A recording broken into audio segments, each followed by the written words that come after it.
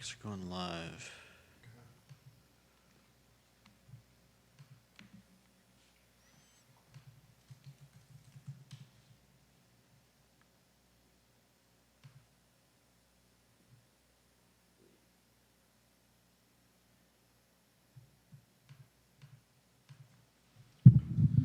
Hi guys, we're gonna get started here shortly. J-Dubs, you confirm YouTube and LinkedIn. I'll take the Facebooks. Take a look at the screen for today's headlines, viewers and listeners. We're live on my Facebook, Judah. Vanessa Parkhill, thank you for liking the show. We appreciate you, Vanessa Parkhill, Queen of Earlysville. If you're watching the program and you are so inclined, the only thing we ask you is to like and share the show. Hit that like button, and if you would be even more inclined, sharing the show to your Facebook page or your social media channel, retweeting it would be even more appreciated, please. We're live on I Love CVille Facebook as well, so my personal and I Love CVille. Take a look at the screen for today's headlines. We've done a very good job today of diversifying our content profile. LinkedIn is good. LinkedIn is good, fantastic. The water cooler of content and conversation is the I Love CVille show. Oh, you know what? We don't have the Sam Sanders video. On the... But you have it ready to play? Yeah. Okay, great. I can leave with the Sam Sanders video. Have a lower third. I'll give you this lower third if you write out. I know it won't make the rundown. In fact, let's do something on the fly here. Take the Office headline from 8 and write this one. City Manager Sam Sanders. We're literally doing something on the fly. Look at the headlines as they will change on screen, literally on the fly. City Manager Sanders uses pink hammer plastic shovel. Strike, just do city manager uses pink hammer plastic shovel to clear ice. Is clear the word we want to use there, to chop ice? I don't want this to be tied to any kind of... Yeah. Let's just leave Sanders in there. I think we're getting a little long anyways.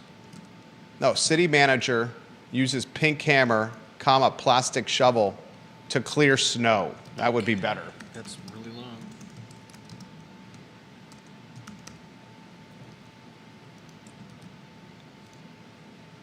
You can strike a using. City manager, pink hammer, comma, plastic shovel to clear snow. How's that? I'm just going with what you gave me. Don't make it too short. All right, we're doing this on the fly. I think I might want to lead with that video too, J-Dubs. All right, like and share the show, viewers and listeners. Georgia Gilmer, thank you for tagging us in that video. If you guys could be so inclined to like and share the show, that would mean the absolute world to us. You did confirm that we're live on YouTube? Yep. All right, and we're live on LinkedIn. You did confirm as well? Yeah. Okay. We are live on the group as well, Judah. We're going to have a lot of fun on the program today. Are the headlines okay? It looks like the PT. Okay, you got the headlines back going there? The PTIs are fitting the right way? Yeah. Okay, fantastic. We updated a headline on the fly literally before starting the show. It does look like the PTIs are slightly off, but maybe it's just because they haven't been updated. They look fine to me. Okay. All right, we will rock and roll when we're ready. Judah, which headline most intrigues you the most and why today? It's definitely got to be the pink hammer. Sam, we're gonna have a little bit of fun with you here today, Sam Sanders. We have respect for you, City Manager Sam Sanders. I hope you know that. I think Afton Schneider, the comms director at City Hall, was a part of this video too. You may have been given props immediately before this video started. City Manager Sam Sanders, I doubt you selected the pink hammer and the crappy plastic shovel on your own accord. But when that was published on Charlottesville City government social media channels, you had to know that it was going to be fodder for the water cooler of content and conversation, the I Love CVille show. And, a little bit of levity, I think, is needed when ice is waist high in some circumstances. A lot of people are stuck. A lot of people are stuck. This is not definitely not 5 feet of snow stuck, but it may be even worse. It's worse than 5 feet of snow. Because most people don't have spade shovels and metal accoutrements to break up this ice. And I don't even know what that word means. Judah Wickhauer. I don't even know how to spell that word. I don't even think I could pronounce that word. One more time for those of us in the back, those of us that are less sophisticated than you, Judah. I'll go with the Americanized version of accoutrements. Accoutrements. Look at Judah Wickhauer. Got your accoutrements ready there, Jerry? Let's go. I very much, we'll have some fun today, as you can tell. Like and share the show. If you're watching on Twitter, retweet it. Thank you, Ginny Who. We're going to have some fun as print, radio, and television is watching the program. We're going to hold the CVille Weekly accountable for some horrendous reporting. You heard it, horrendous reporting today. All right, let's rock and roll when you're ready. You have that CVille Weekly report in front of you. Someone tell the GovSmart team that we're going to be talking about them today. Text, tag, mention to the GovSmart team we're going to be talking about them today. All right, let's rock and roll when you're ready. Quiet on the set.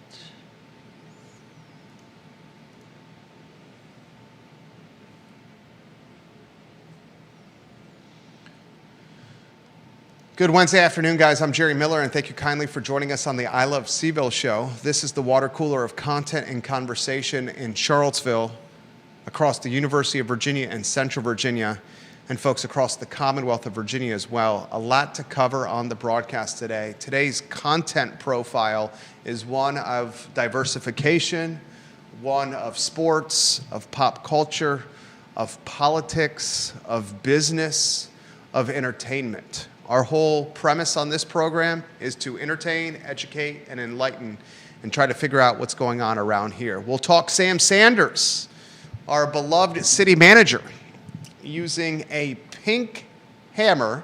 Yes, a pink hammer, like the pink Band-Aid my 3-year-old put on my thumb right here, and a plastic shovel that was probably purchased on Temu instead of Martin Hardware, to chisel and chop ice. And no, we're not talking about immigration, but the 4 to 5 feet of barricade that is around a 10.2 square mile city that's making, frankly, quality of life, getting to work, walking, extremely difficult for a lot of people.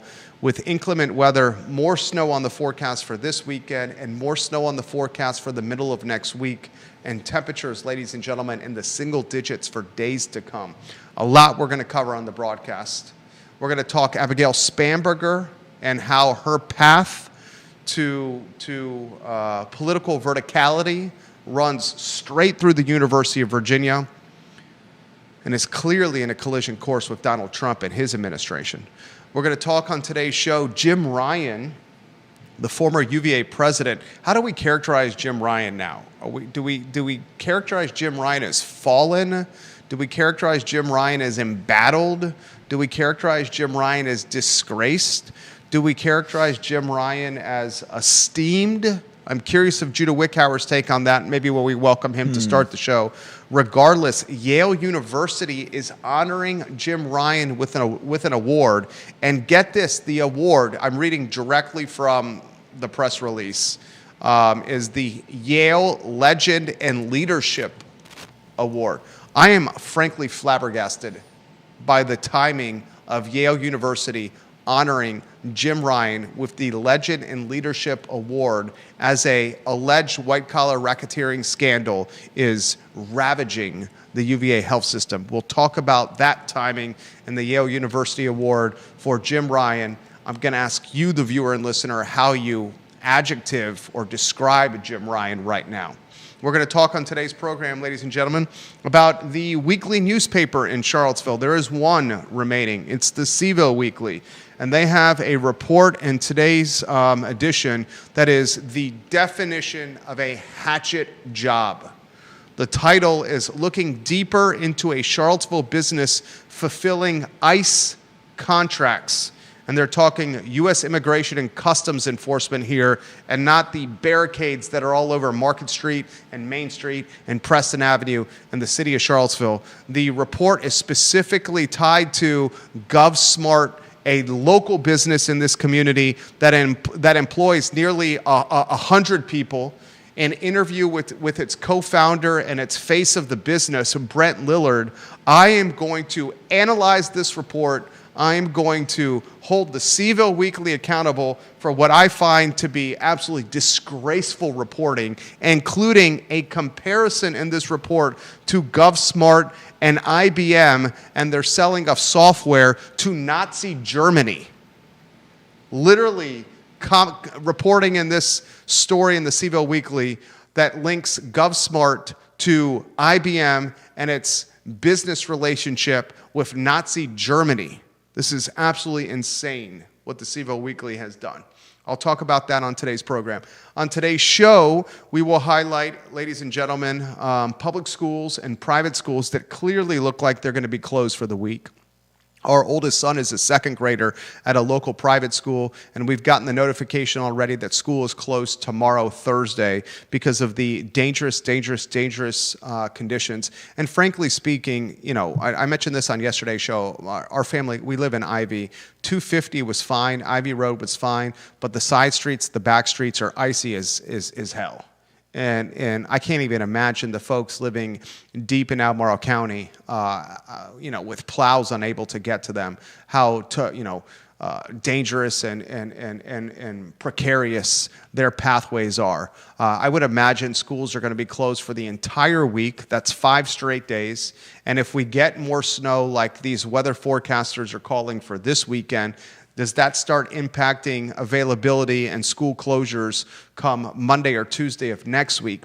And if we go 5, 6, 7 days without school, do we start having this conversation? Should remote and hybrid and digital learning return for public and private school kids? Like, we had the infrastructure in place during the pandemic, and it was done decently. I mean, maybe that's complementary with how remote learning, functioned during the pandemic. It was done serviceably. Why is that not something that's being done now? And before you make the comparisons to me and former Charlottesville Mayor Mike Signer, who threw significant shade on public schools in the city for not encouraging learning during snow days, basically Mike Signer is being labeled or stigmatized by activists in Charlottesville as the hater of snow days. That's not what I'm talking about now. I'm all for my 7-year-old and our 3-year-old and their chaps and their friends and their fellows and their homies and their pals going sledding for day 1, going sledding for day 2.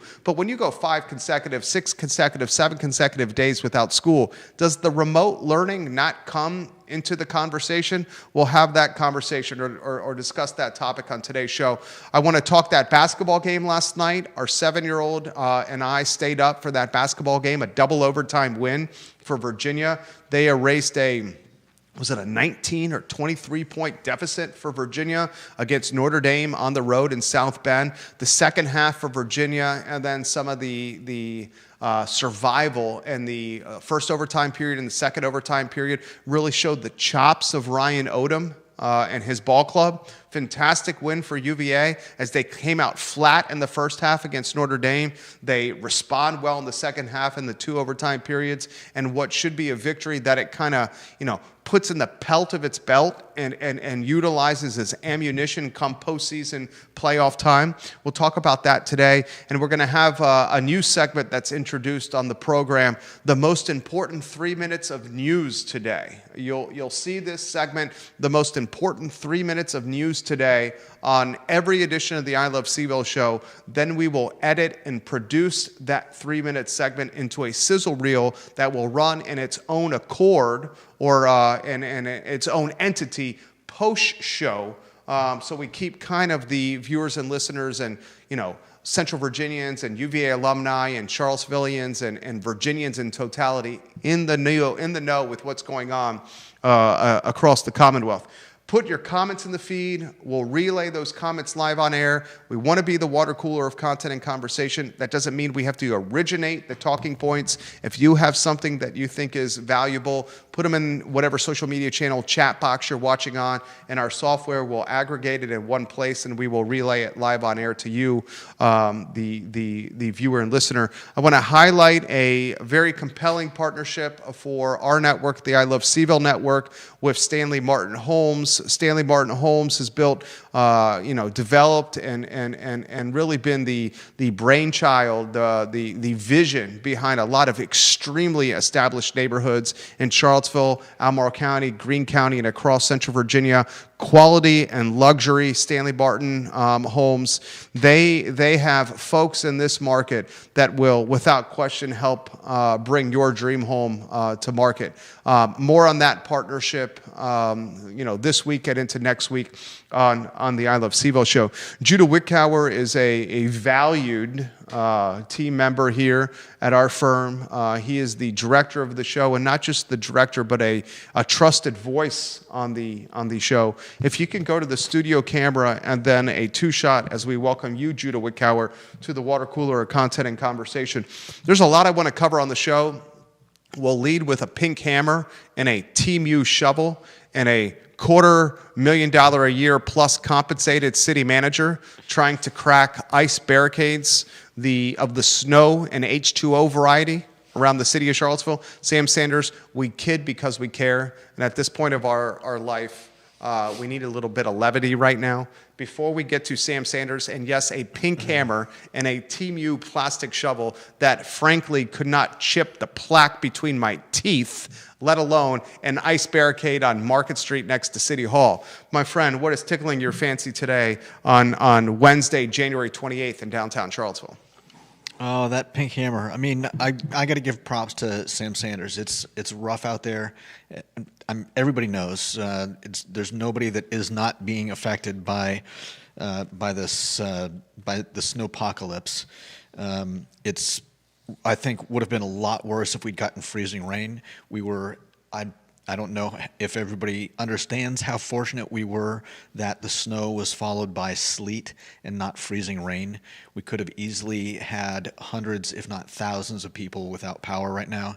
And so far, the worst is just getting people out. So I'm thankful for that, and thankful for driving around. I've seen people walking around with shovels and spades, and anyone out there who's helping others get dug out, props to you. Thank you.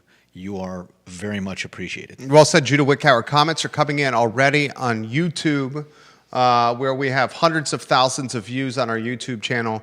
Dennis Cantonen says on YouTube, Henrico County schools are already closed for tomorrow, Thursday, and closed on Friday as well. This is Dennis Cannaton talking about Henrico schools. Spencer Pushard, his photo on screen. He's commenting on my personal Facebook page where we reach hundreds of thousands of people and have hundreds of thousands of views as well. Spencer Pushard says, Buckingham County just canceled school on Thursday and Friday. And he said this past Friday, teachers in the school system sent with his kids home a packet for asynchronous learning days.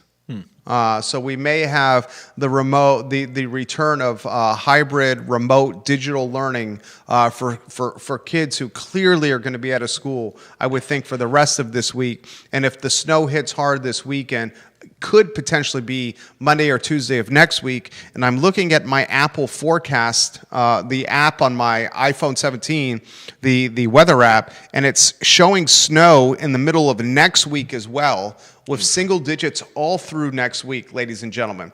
Albert Graves' photo on screen. He says it's crazy schools in rural areas like Nelson County have remote learning, but a highly affluent county like Albemarle does not have remote learning. That's from Albert Graves, whose photo should be on screen. Comments are coming in extremely quickly on the feed right now. We will get to as many of those comments as possible.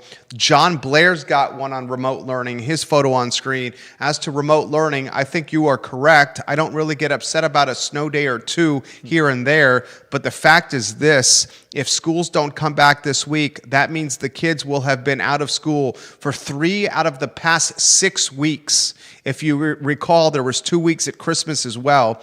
I'm sorry, but I think an educator would tell you a whole week off in this time frame is really hard for kids to maintain consistency for subjects like math. What's compounding the matter here is the Christmas break. The closeness and proximity for this inclement weather and the damning impact it's having on Charlottesville, Albemarle, Central Virginia, frankly, the Mid-Atlantic, frankly, a lot of the country. I mean, it hit Texas hard. Yeah, I mean, it went from Texas all the way up to Maine. This is impacting kids right off the Christmas break when they were off for an extended period of time. Fantastic point from John Blair. That's why we need a little bit of levity. That's why we need a little bit of fun here. How are we going to air the Sam Sanders and Afton Schneider video over there? Is it going to be with audio or not? Does it need to be audio? I believe it has audio. You have audio on it. How long is the video? It's about, I think it's half a minute. Okay, why don't we play it with the audio? Sam, City Manager 50, Sanders. 50 seconds. 50 seconds. City Manager Sanders, we kid because we care. Okay. I would bet that City Manager Sanders, you did not go into your tool chest or your garage and pull out this pink hammer, nor did you go into your tool chest or your shed and pull out this plastic shovel that clearly was purchased from a website like Temu that is so plastic and cheap that I'm quite confident it could not chip away the plaque between my teeth, let alone ice barricades that have been stuck to Market Street and the roadways of the city of Charlottesville for days. The nail does not care about the color of the hammer. Nor does the ice. Perhaps you're right, Judah. Perhaps you're right. Cut me and I bleed red. Cut you and you bleed red as well. I literally have an injury on my thumb here that has been band-aided by our 3-year-old because of a shoveling incident tied to ice. But here's City Manager Sam Sanders, ladies and gentlemen. I'll give you a 3-2-1 countdown with Comms Director Afton Schneider trying to chisel ice that's frozen solid for 5 consecutive days of single-digit temperatures with a pink hammer and a shovel so cheap in plastic that, frankly speaking, if we use this to pick up the poo that our German Shepherd leaves each morning outside our house, I'm quite confident that do your business from Max, our German Shepherd, would break this shovel as well. In 3, in 2, and 1. Teamwork. Right, Sam? Yep. So what are we doing out here? So we recognize how hard it is for people to be able to remove snow, especially when there's ice mixed in with it. And because not everybody can do it, just trying to show we need everybody, all hands on deck. And if we can get everybody to help out, it'll be that much easier. We got to get schools open, so we need kids to be able to walk these sidewalks to get back to school. Call your friends, call your colleagues, call your direct reports, help your neighbors. Let's try to get this done. We know it's hard. We got to help each other. Absolutely. It takes all of us to get through this. Also, we're looking for volunteers to help anyone in need. We have a link here where you can sign up via the United Way to help volunteer. Also, if you need someone to help you, please call this number here or email us directly at media@charlottesville.gov, and we'll try to connect you with someone who can help you. Again, we kid because we care. It was social media content, I would imagine, without question, Afton's idea, the comms director, to drive home an important point that now our community more than ever needs everyone to help others with the barricades of ice that's around there. Yeah, it's ice. I mean, I'm speaking of the color pink. After I found the one parking spot in a 2-hour. In a non-2-hour spot a few blocks away, I passed a woman who I wish I could have been able to help, but she had another probably Temu bought shovel, this with a pink scoop that I think she'd probably be better off breaking the scoop off and just using the wood handle to hammer at the ice. I don't think she's going to get very far. And you know, a lot of what's happened here, and we'll get to Abigail Spanberger in a matter of moments, is the plows that have gone down streets and neighborhoods. And these plows, when clearing the snow from the street, pushed the snow to the sides of the plows and barricaded people's driveways. And then the individuals, whether it's their fault or not, did not clear the barricade that blocked their driveway in time. And that snow ended up freezing and turning to ice and is now 2, 3, 4 feet high in some circumstances. So, we're just highlighting what's happening here. Yeah. That's part of life in the snow. I've personally, my wife and I, we cleared it. It happened to us with the plow that went down our street. It's not and like pushed the snow in front of our driveway. We cleared the snow away from the mouth of our driveway because we knew that was going to freeze. Some call this Darwinism. Those that do call it Darwinism are perceived to be insensitive SOBs. Such is life. Now, we need to go to topics. As long as you don't say that to people's faces. We just said it. Judah just said it in front of thousands of people over there. It wasn't Judah that said it right there. We need to go to the topic of the show over here. And Sam Sanders, we kid because we care. First headline, put it on screen. Abigail Spanberger, her political path, I talked about this yesterday, is clearly running through the University of Virginia. Mm-hmm. And is clearly running in a collision course with Donald Trump and the DOJ. Oh, it's almost tailor-made. Go. To make, she, not necessarily to make her look good, but she's got, she's essentially become David. And Trump and ICE and the DOJ are collectively Goliath.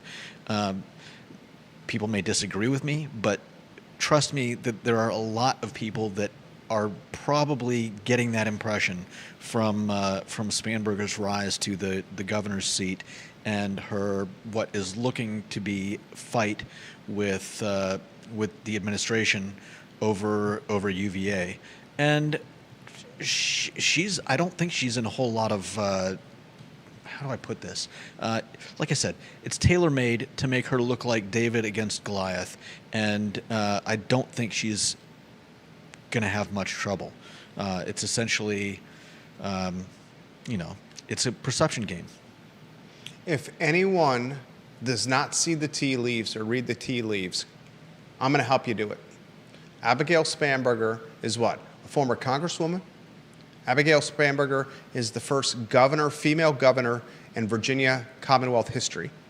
Abigail Spanberger is young, 46, ambitious. I believe she was a former, was it Marine? CIA, and Why did I think? Aggressive. Mm-hmm. Ladies and gentlemen, Abigail Spanberger has her eyes set on higher office than just the governor of the Commonwealth of Virginia. You are in a 4-year term with Spanberger. You're not going to do consecutive terms legally with Spanberger in the Commonwealth of Virginia. Immediately, she has completely reimagined the board of visitors at UVA. Some would call that cleaning house. That house cleaning started before she was sworn into office when she asked for the resignations of 5 people, the rector, the vice rector, and then 3 other gentlemen, including Paul Manning, who donated $100 million to the University of Virginia, and Mr. Wetmore, Douglas Wetmore, also a multi-million-dollar donator to the University of Virginia. Spanberger is now 10 appointments waiting for the UVA board. She needs confirmation from the General Assembly, which is going to happen any day now. The Democrats will move swiftly. When those 10 appointments are confirmed by the General Assembly, she, on paper, will match the letter of the law or meet the letter of the law of what constitutes a legitimate BOV. Her appointments give her majority control. We are hearing Scott Beardsley's days are extremely numbered at the University of Virginia. I reported yesterday on this show and the day before on the I Love CVille network that there's a shortlist candidate already in place for this position, and Risa Goboloff. That reporting has caught UVA faculty completely off guard. I've been bombarded with direct messages and emails, text messages, and even an in-person conversation from UVA faculty members that were stunned, angered, caught off guard about the Risa Goboloff reporting because they were not included Golubov reporting because they were not included in any kind of shortlist process, at least consulted in any capacity. More on that later. First, the Spamberger, then we weave you into the equation. If Spamberger does this correctly, I'm no Democrat, I'm no Republican, I'm no liberal, I'm no conservative, I'm of the party of common sense, and I just try to read tea leaves. If she does this correctly, and she's already done the first steps, remove the 5 board members, appoint 10, get those 10 approved by her friends in the General Assembly, those 10 can come in, name a new UVA president, figure out some kind of buyout with Beardsley where he's going to walk with millions of dollars. New UVA president gets in. This new UVA president, in conjunction with the General Assembly, in conjunction with the BOV, in conjunction with Abigail Spamberger, they tear up the agreement with the Department of Justice of the Trump administration that Paul Mahoney signed. That torn up agreement, UVA is going to face considerable legal bills tied to battling the DOJ. The DOJ head over there is a UVA law school graduate as well. Okay? Millions of dollars in legal fees. Trump administration will leverage hundreds of millions of dollars in yearly federal funding. He's in office through 2028, so Spamberger only has to wage the war until Trump is out of office. And that scenario, once Trump is out of office, you're probably looking at a Democratic president and a new head of the DOJ. That's when cooler heads would potentially prevail from a Democratic side.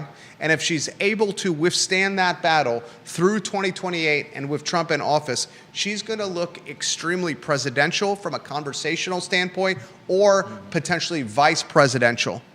If she's on a ticket vice president-wise in 2028, ladies and gentlemen, she can be the VP for 4 years following, and that could platform her into a chance at the White House. I can assure you Abigail Spamberger has run that scenario through her mind.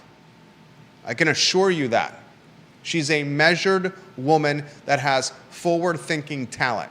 Now, this is a perfect segue into the next topic as you put that lower third on screen, Judah.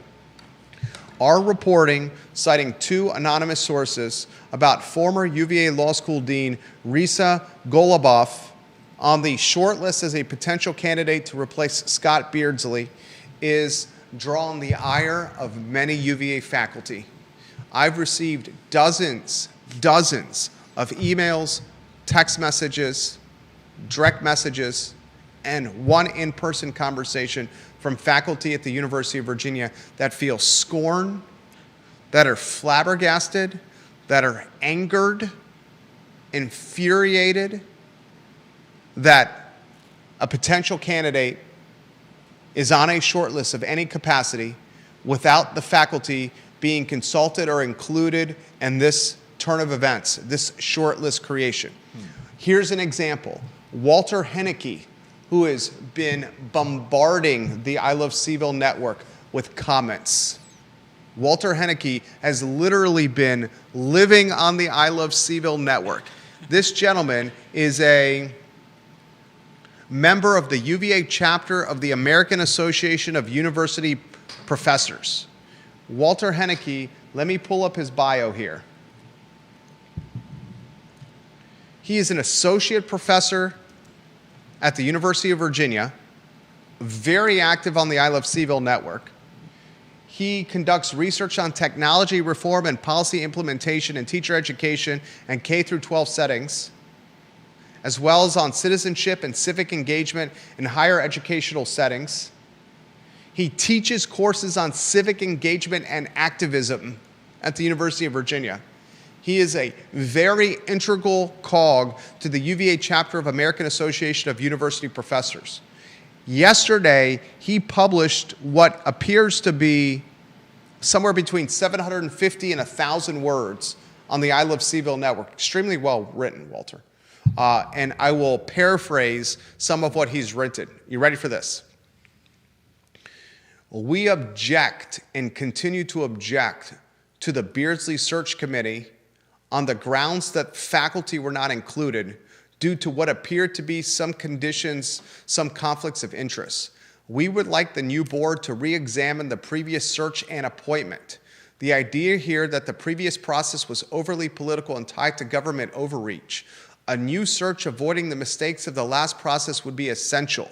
We are all exhausted from political appointments, but we need to have a process that instills confidence among all constituents in the choice. So going forward, we would want to see an earnest search committee that has many more faculty and students and staff members than the previous one. We would like to see a clear set of guidelines agreed upon by those at the table by which the search committee will make its decision. We would like to see a commitment by the board that there will be no appointment over the objections of the faculty on the committee.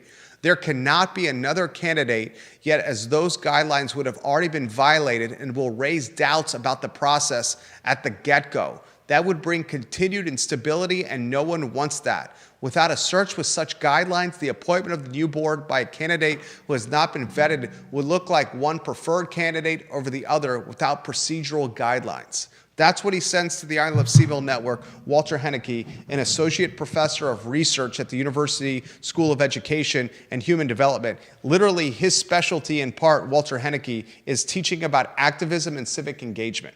He is also, perhaps even more significantly, one of the heads of the UVA chapter of American Association of University Professors, which what I can tell is pretty much the activism, the activist arm or the union arm of professors at the University of Virginia and beyond. Okay, so I'm left with this for you, Judah, and this for the viewer and listener. The role faculty should play with hiring the next president. The role students should play with hiring the next president. The fact that the Board of Visitors have a short list for a replacement with Beardsley. The fact that the Board of Visitors have a short list for a replacement for Beardsley when that Board of Visitors, at least 10 of them, have not been approved by the General Assembly yet and are still waiting GA approval. The collision of all these dynamics into one little nexus, if you may, and us on the show and you, the viewers and listeners, analyzing that nexus or collision. Judah Wickhauer. I mean, we've got quite a few viewers who have made their points very well. I think especially Conan Owen talking about how is this normal that the UVA faculty and students all think that they have a right to decide who the boss is, who the president of UVA will be, is kind of crazy. But that last sentence that you read from Walter Henneke, I thought was at least sounded rational to me. But it's kind of crazy to imagine that a group of people think that we get to decide who our boss will be for the foreseeable future. Conan Owen is watching the program. His photo on screen. He's the owner of Sir Speedy of Central Virginia, a partner of the show. I want to highlight that Conan Owen and his firm, Sir Speedy of Central Virginia, literally are doing the signage on the storefront to our studio in downtown Charlottesville. They did the banner directly behind us in our studio. We have 24 rentals, a lot of them commercial, and the commercial tenants in our portfolio need signage in 3 different locations, and Sir Speedy of Central Virginia is doing that signage. He's also helping clients of ours for our consulting business. For example, Great Harvest Bread Company, who's opening up a spoke location, a second location on the downtown mall in the old Wells Fargo ATM space. He's doing the signage for them. I trust this guy with signage. I trust this guy with marketing collateral, direct mail, stickers, lanyard, trifolds, folders, you name it. I trust him. Darden graduate, locally owned and operated. He says the faculty wants veto power on the president and who the Board of Visitors hire. That's absolutely ridiculous. He also says this. So they don't trust the last BOV and they don't trust this BOV and they also want veto power. What's going on around here? Abolish the BOV. That's one of the aspects that I want to highlight of this story. The UVA faculty, and how many UVA faculty are out there? Thousands? What's the exact number? Probably. It's Okay. got to be a lot. Huge population. I don't know the exact number. I should know that, okay? Maybe you can find that out, okay? Thousands. They watch and listen to this show. You may not like what I say here, but that's okay. Why the show works is because we're unfiltered, unaffiliated, unabashed, unafraid. UVA has roughly 3,000 plus academic faculty across its 12 schools. Okay, 3,000 plus academic faculty across 12 schools. Thank you, Judah. They had a problem with Glenn Youngkin's Board of Visitors. Mm-hmm. They had a problem with Glenn Youngkin's Board of Visitors because maybe they were of MAGA ideology, maybe because they were, conservative in nature, maybe because they were positioning profits over academics. I don't think it was profits over academics. I think it was prudence over nilly-willy spending, my words. But they had a problem with Youngkin's BOV. Now, are they also saying they have a problem with Spanberger's BOV?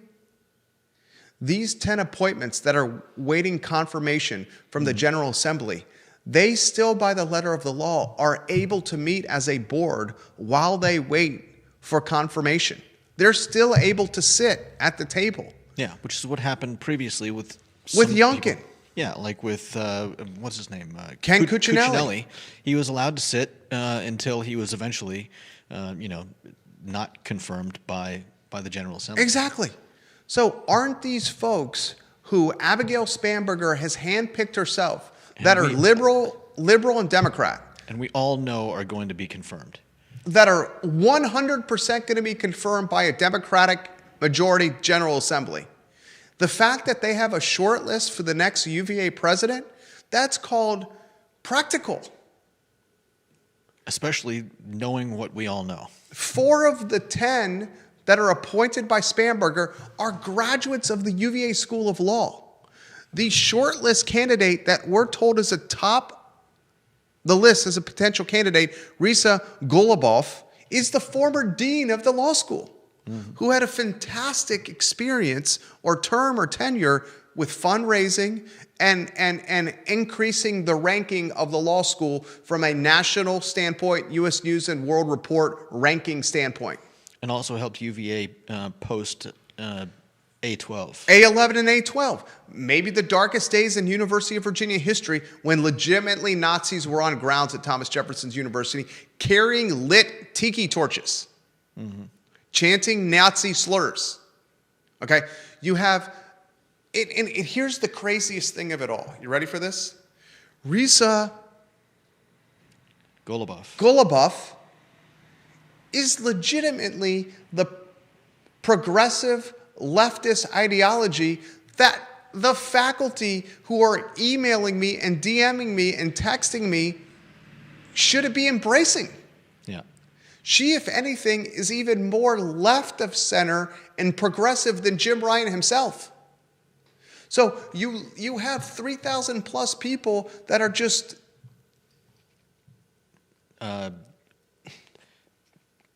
never happy. it's like chronically disaffected. It's like our 7-year-old. We made over the snow break chocolate chip cookies with real Hershey Kisses. My wife got a bag of Hershey Kisses, like huge bag of them, right? Then she chopped the Hershey Kisses into little chunks, and then the 4 of us, I was having a scotch, but the 4 of us were making Hershey Kiss chocolate chip cookies on snow days. Our 7-year-old was mixing, our 3-year-old mixing. My wife was trying to keep everything in order as she always does. She is the lighthouse of our family. Legitimately, the North Star of our family. When the cookies are done being made and they come out of the oven before bed, we say to each of them, you can have 2 chocolate chip cookies. Our 7-year-old eats the chocolate chip cookies and our 3-year-old eats the chocolate chip cookies. Then we say it's time for bed. Our 7-year-old says, what do you mean? I only got 2 chocolate chip cookies. I didn't get any of the cookies and cream ice cream that was in the freezer. He literally was upset because he didn't get any of the cookies and cream. You could not make him happy. With the faculty here, They had beef with the Yunkin Board of Visitors. They have beef with the Spanberger Board of Visitors. They have beef with a shortlist candidate that is more progressive and leftist than Jim Ryan himself. You can't make them happy. But we didn't get to pick her. That's the way it works. I know. That's right? Yes. Is it not so obvious? Viewers and listeners, put your comments in the feed. I'll relay them live on air. Jason Noble's watching the the show right now. He says this: "You're wrong if you think cooler heads will prevail if Democrats get back in the White House. They're held hostage by the crazies in their party. The Bill Clinton-type moderate Democrats are a thing of the past. The far left has killed the moderate left."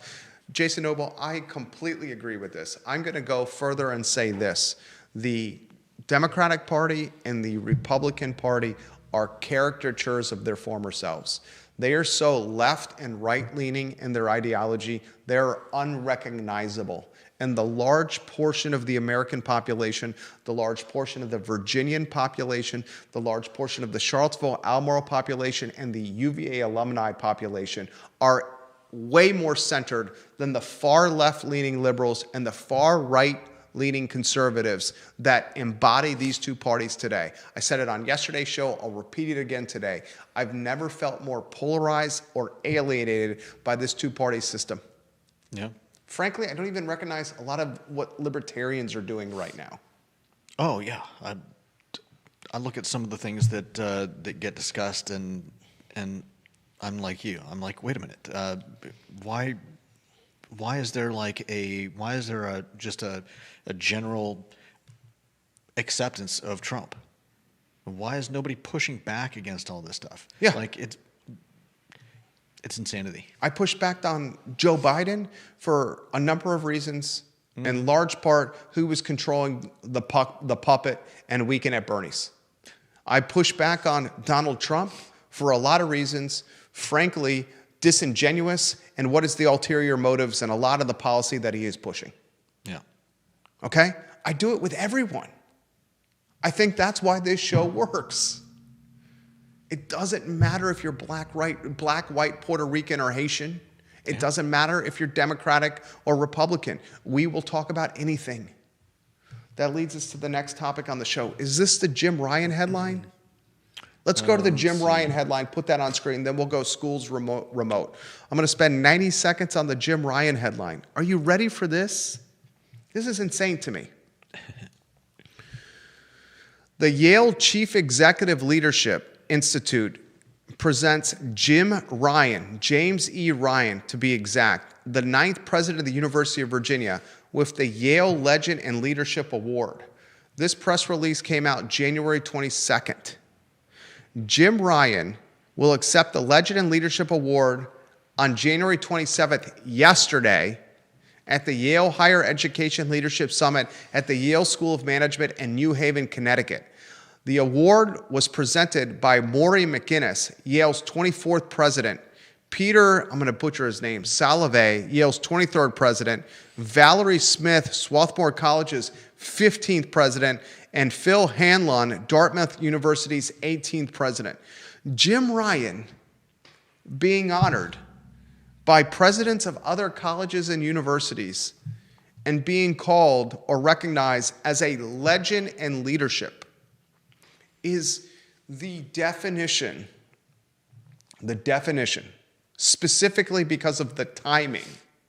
I was just thinking about the timing. The timing of out of touch.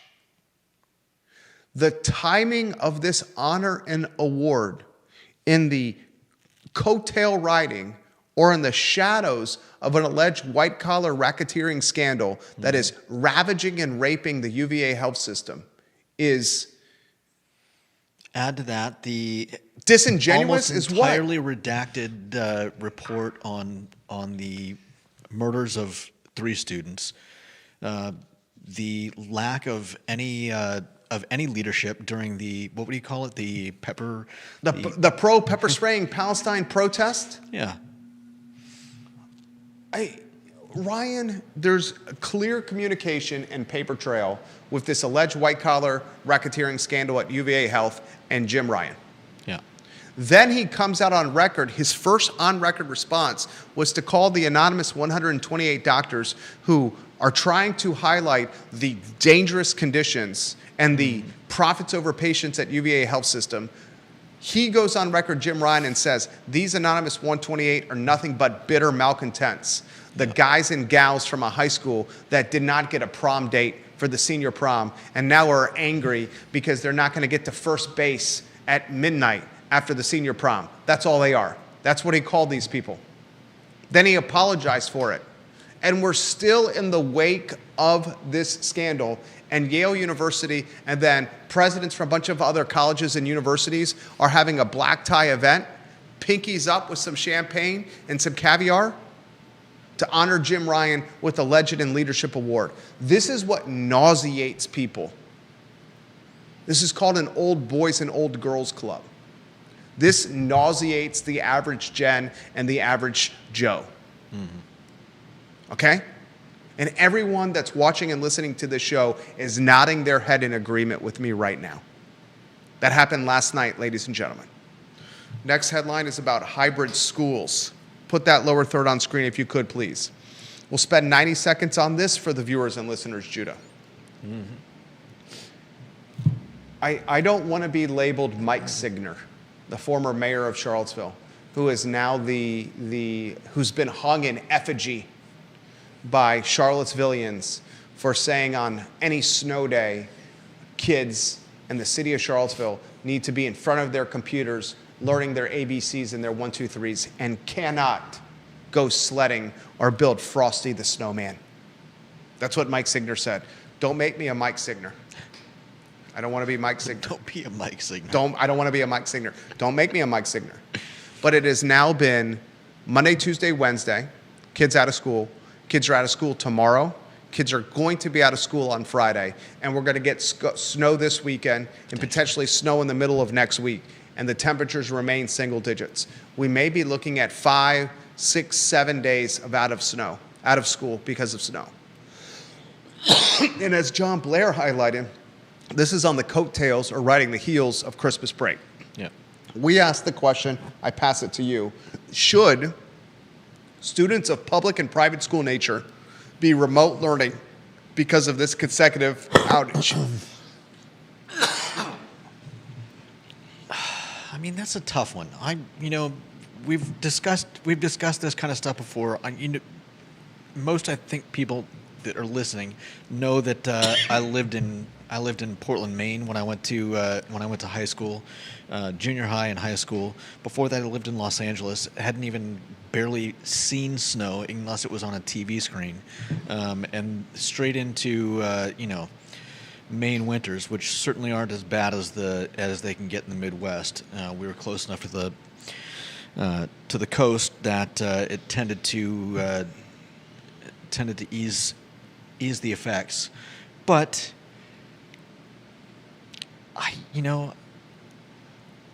part of me says, and I get when it starts to stack days and days and days. So what's your answer? My answer is, I think they would have done it by now if it were easy to do. You can't just.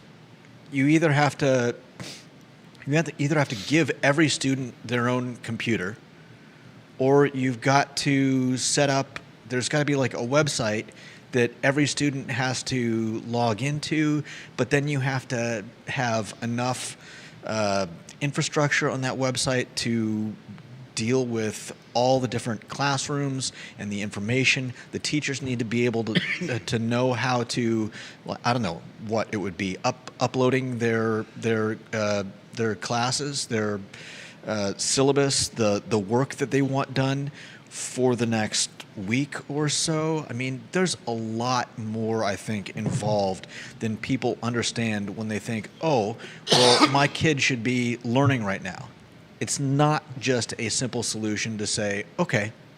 This is a direct message requesting anonymity. It's a local private school father that I know very well. He says, my kid's school sent home 2 hours of work for each day this week just in case. That seemed appropriate to my wife and I at St. Anne's Belfield Academy. That's smart. Our son, second grade, goes to a private school locally. He was sent with him in his Friday take-home folder, a second grader, this past Friday, a folder by his teacher that said, here's the work that you will be doing at home with your parents over next week because I doubt we will be in school. Smart And teachers. our second grader was literally writing stories and reading pages in a book, had homework, had an assignment. And my wife, who's an amazing woman, watching the program right now, is sitting next to him and making sure he's doing the work. Okay? The processes and protocols that cost thousands, hundreds of thousands, millions of dollars to implement during the pandemic, during COVID, we're just throwing out the window. We graduated a generation of impressionable minds during COVID in remote and hybrid learning capacities. And now those processes and protocols are stigmatized because of social collateral damage or lack thereof. They're stigmatized because of the averageness of their results. I'll tell you what's better than what's worse. I'll tell you what's worse than average is nothing. I'll tell you what's significantly more terrible than no social interaction is spending your entire day for 5, 6, 7 straight school days doom scrolling YouTube. Okay? Yeah, So don't make me a 100% Mike agree with that. Signer, but that's what's happening right now. Next headline, what do you got? Is this the GovSmart one? Probably. Put that on screen. I've been itching to talk about the CVille Weekly. I hope the CVille Weekly watches this show. I hope they're watching right now. Personnel from the CVille Weekly. I hope folks from GovSmart are watching right now. Okay? There's an article in the CVille Weekly today that has got a photo of the founder of the company, Brent Lillard. And this story by the CVille Weekly and Nathan Alderman, the author, is the definition of the most, it's the definition of a hatchet job. Yeah. GovSmart, ladies and gentlemen, is a government contractor. They essentially are a broker of hardware and software and other government equipment. Yeah.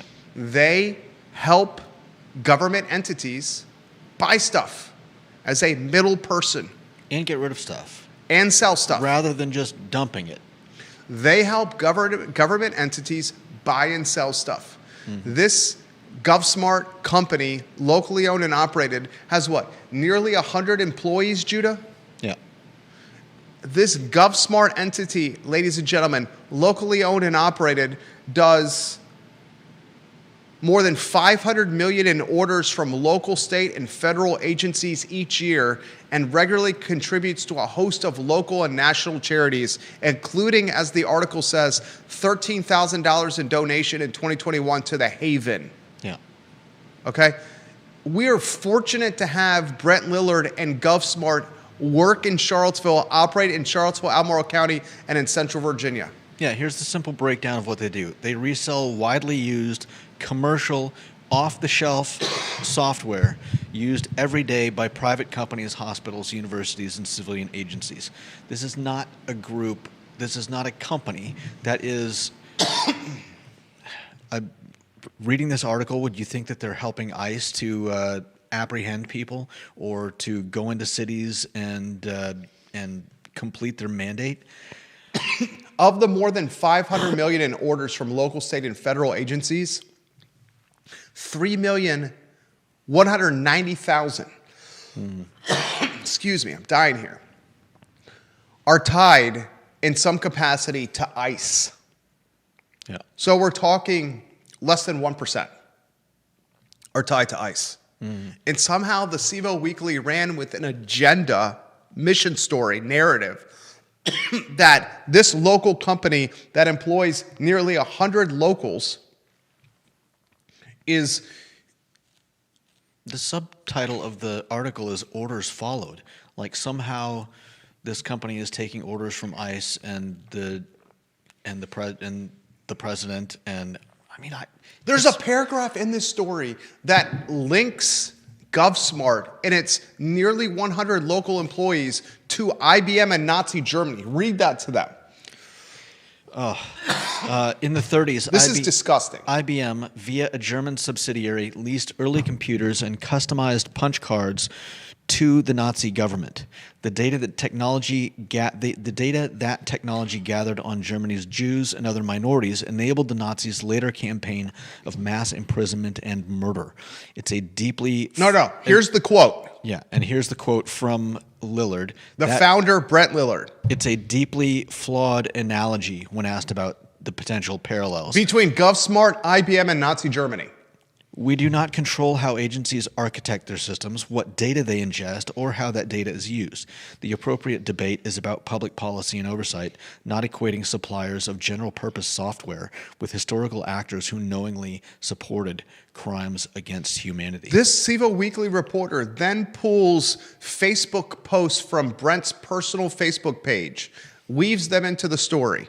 This CVille Weekly reporter tries to literally get Brent Lillard trap Brent Lillard with commentary, his thoughts on politics, and link them to his firm GovSmart that has nearly 100 locals on its paycheck supply chain. Buying and selling software. They are brokers of stuff for government entities. This reporting from Nathan Alderman and the CVille Weekly is the most egregious, inflammatory reporting that I have seen in the Charlottesville market in years. Yeah. I'm not even sure who approved this actually being put on the website and possibly in the, I would imagine, in their print copy as well. I would legitimately question any advertiser business-wise locally that considers spending with this publication moving forward after seeing what it's done to this local business and its founder. I'll say that again. I would question any local business advertising with this publication moving forward with what it has done to this nearly 100 employee locally owned business, GovSmart. It is gross. Gross. Next headline. Is it the basketball headline? Let's see. Yes. I'll close with the basketball headline, then we'll talk the most important 3 minutes of news today. Did you watch the Notre Dame UVA game last night? Viewers and listeners, it went to double overtime. My 7-year-old and I watched it together. It was infuriating the first half with how flat UVA was playing. The Who's didn't get off the bus. They looked like they were the same team from the second half against the North Carolina loss, where the Tar Heels hung 50-plus points on the Wahoos in the second half at the John Paul Jones Arena. They played terribly in the first half. The second half, they looked like a completely different team. And then in overtime, the first one, and overtime, the second one, we saw how good this team was. DeRitter at the free throw line and DeRitter in the post. Sam Lewis hitting clutch shots. Chance Mallory creating for himself and his teammates. Hall defensively from time to time. They were fortunate to get this win, but they were also hardworking in the victory and showed moxie and resolve. The loss to North Carolina and the following win against Notre Dame and challenging capacity are the type of back-to-back games where Virginia is going to remember in its memory bank and use to propel itself forward come ACC tournament time and NCAA tournament time. This team is damn good. You think about its losses. What are the losses for Virginia this season? You got is it a triple overtime loss to Virginia Tech where they didn't play that well and they had some terrible, terrible refereeing in that game? They had a loss to North Carolina where they played maybe their worst half of basketball this season, the second half against the North Carolina Tar Heels. And what was the first loss? It was so long ago. Memory serves. My memory is somewhat decent. What was that loss, viewer and listener? Was it to Butler at the Greenbrier? 73 to 80 to 73 to Butler in the Greenbrier. Okay? They've had one really bad loss. That's it. The Butler loss. The North Carolina loss, they played a terrible half. The Virginia Tech loss, flat. This team is damn good. Damn good. All right, one shot me over here. Tell me when we're on a one shot. I'm going to put it on a timer.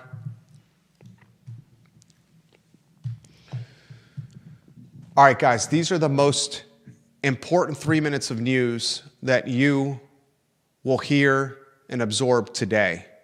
I want to start with Abigail Spanberger, the governor of the Commonwealth of Virginia. Her political path forward clearly goes straight through the University of Virginia and clearly includes a collision with Donald Trump.